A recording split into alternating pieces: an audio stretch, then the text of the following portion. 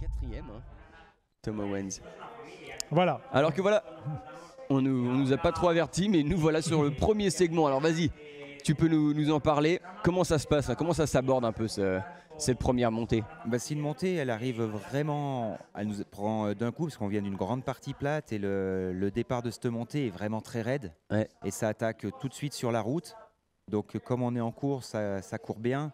Et donc le risque, c'est de rester sur les mêmes allures. Et c'est ce qui se passe en général sur la tête de l'UTMB. Ça sort quand même les bâtons. Moi, j'ai le souvenir de Xavier dès le début de la montée. Les Thévenards, il sort les bâtons, il cadence très vite. Il est vraiment efficace. Et on entend le tac, tac, tac, tac. Ça cadence très fort.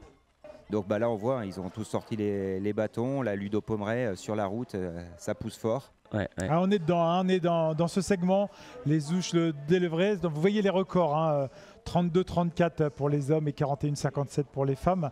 4 km, on va dire presque 5 et 680 mètres de dénivelé positif. 14% quand même de dénivelé, donc ça vous donne quand même un aperçu. Hein, oui, bien. Et c'est 14%, c'est de pente moyenne. Voilà, ouais, c'est pas régulier. C'est-à-dire que tu disais au début, là, c'est vraiment un pétard. Très raide, et il y a des petits replats, et ça repart encore plus raide juste derrière. Et c'est une côte qui fait vraiment mal en début de course, et il faut savoir bien la gérer. Là. On voit Tim Tollefson là, qui prend bien le temps. Il ne faut pas s'énerver. Potentiellement de se ravitailler aussi. Course, hein. C'est ça. Ça va être long. Hein. Ça va être long. On voit Xavier juste à côté qui est très efficace avec ses bâtons. Tac, tac, tac, effectivement. Et alors, si vous ne connaissez pas hein, Julien Chaurier, hein, quand même un palmarès, tu as fait combien déjà l'UTMB? Ta meilleure place? J'ai fait 3e il y a quelques années. Voilà, donc quand même un gros client il y a quelques années. Une petite dizaine d'années, non enfin, ouais, c'était en 2008, c'est ça. Bonne dizaine d'années. Voilà, donc un connaisseur, et puis tu connais très très bien ce parcours. Hein. Oui, c'est un parcours que je connais très bien. J'ai dû faire, je pense, 6 ou 7 UTMB. Donc après, c'est un parcours que je refais à l'entraînement quasiment tous les ans ou avec des groupes. Donc c'est vraiment quelque chose que j'aime bien et un beau parcours. Ouais. Et donc là, tu disais, cette pente, elle commence sur la route, assez raide, et puis ensuite comment ça continue. On se souvient des images où déjà il y avait, c'était qui? C'était Kilian, c'était Jim Walmsley, et il me semble qu'il était parti, ils étaient 3. Et en fait là on a une portion assez raide sur la route, et après il y a un léger replat sur la route, ça continue encore, et ça prend aussi un bout de chemin. Mais ça reste sur des pentes assez raisonnables après le premier passage. Donc c'est vraiment, on voit, hein, c'est pas de la marche avec les bâtons, hein, c'est vraiment de la course. Alors, on remonte la tête de course là, vous voyez Aurélien Tom Owens, du Nopalal français, qui court pour Compress Sport. Vous avez vu hein, Xavier, il a rétrogradé, hein, certainement, il le fait, il est parti un petit peu en tête, et puis là, il a souhaité rétrograder pour pas non plus être dans le rouge. Il nous a dit que de toute façon que lui il partait sur des allures. Sur ses allures. Greg Kurmer, hein, je crois. Oui, c'est ça. Ouais, on a vu ici. Mais je pense pour faire un bon UTMB, il faut vraiment faire sa course. Et c'est vrai que de vouloir s'accrocher à tout prix dans cette montée et dans la descente suivante, ça peut être que critique. Et si ça devient déjà dur après moins de 20 km, ça va être tendu. Ouais, ça va vite, hein. 41 minutes de course, et vous voyez déjà le rythme quand même est quand même intensif. Alors on a une course un peu différente. Il y a 2 ans, Pau Capel était parti en tête et on n'avait que du Pau Capel en fait. Et là, ça va être intéressant. Ça va être ouvert hein, quand même la bataille.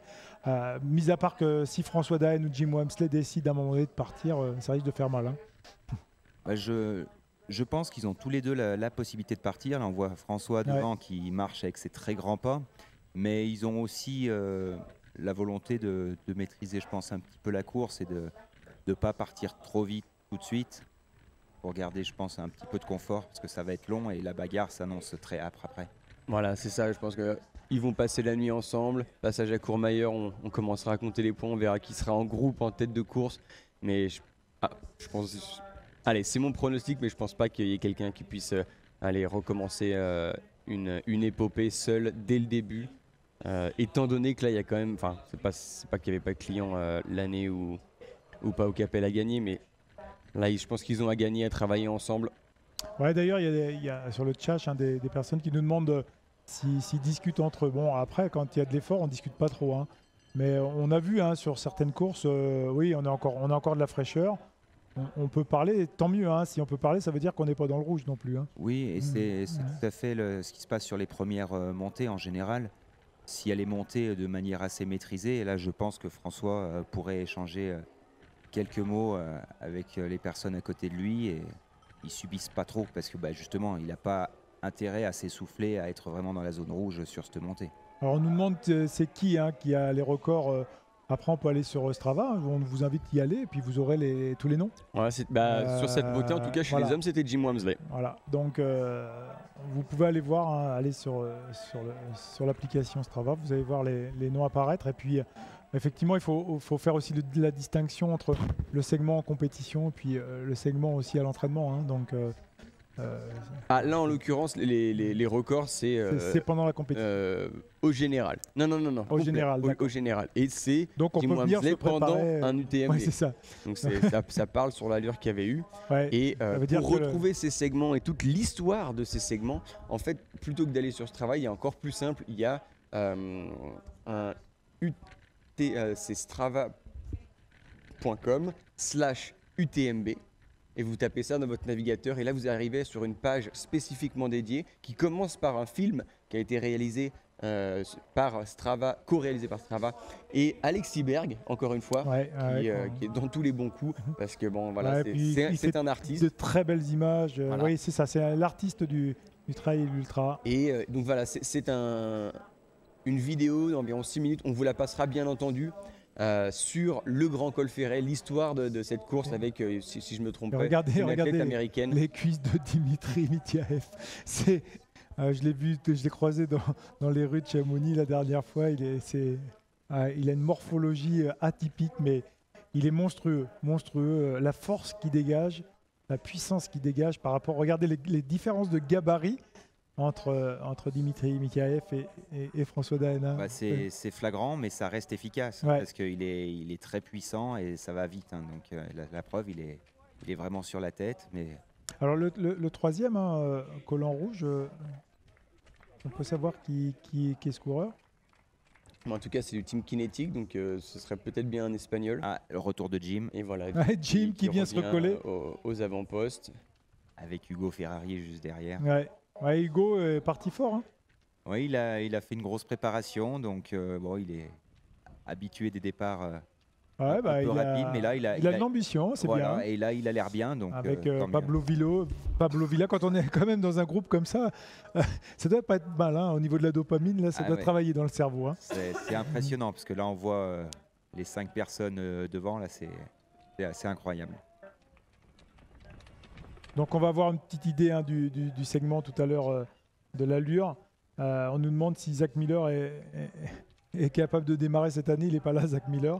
Et c'est vrai qu'il nous manque aussi. Zach, un petit coucou à l'américain. C'est généreux dans l'effort, hein, Zach. Tout le temps au sprint en fait. C'est ça, et c'est une manière atypique.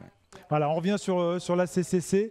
Et puis, très content de voir Thibaut Garivier en tête. Ah oui, c'est là de le voir comme ça, il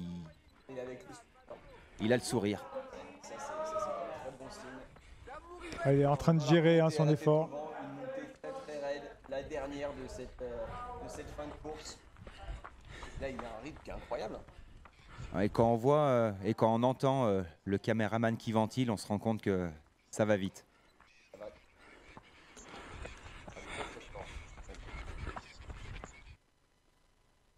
Voilà, donc c'était ce segment, regardez, on le voit apparaître, le segment Strava, ici. Alors ça veut dire qu'on peut venir, on vient à Chamonix, on vient se tester, quoi. On peut le faire aussi en test, voilà, pour venir se tester. C'est ce qui rend les choses, je trouve, assez ludiques avec Strava, c'est sur les mêmes parties, on se compare soit à ses entraînements, à titre personnel, d'une année sur l'autre, d'un entraînement à l'autre. Ouais, alors on était ce qu'est en train de faire Thibaut Garivier. Hein. Oui, c'est le segment. Hein. C'est le segment. C'est pas le segment qu'on a vu tout à l'heure. Non, c'est où est Thibaut Garivier dans la montée à la tête au vent. Voilà, on l'a, col des montées, la tête au vent. Donc là, on a un record de 40 minutes 28 chez les hommes, 47-22 chez les femmes, avec, vous voyez, 17% de moyenne. Non, mais là, c'est vraiment une partie qui est très très raide au début. Ça monte sur des petits lacets. et ça rend l'effort compliqué. Là, on se rend compte que Thibaut est vraiment bien parce qu'il relance de temps en temps en petit trot, c'est assez incroyable. Alors que j'ai perdu mon micro, on me demande à l'assistance de venir Oui. remplacer. Effectivement, je ne pouvais qu'approuver ce que tu disais, Julien. C'est monstrueux là ce qu'il est en train de faire comme montée. Et c'est ça, il y a le Ouais, on caméraman qui est l'entend. en train de lui dire « tu montes vraiment très fort ». Ouais, il est survolté, Thibaut. Il sait qu'il a de l'avance, donc dans sa tête aussi, comment ça se passe là, c'est quand on a une avance de 10 minutes, on a un petit peu peur, on appréhende, ça peut revenir, mais là il est confiant. Là, je pense qu'il est dans sa tête, il est en mode infaillible. Ouais. Incassable. C'est ça, complètement. Et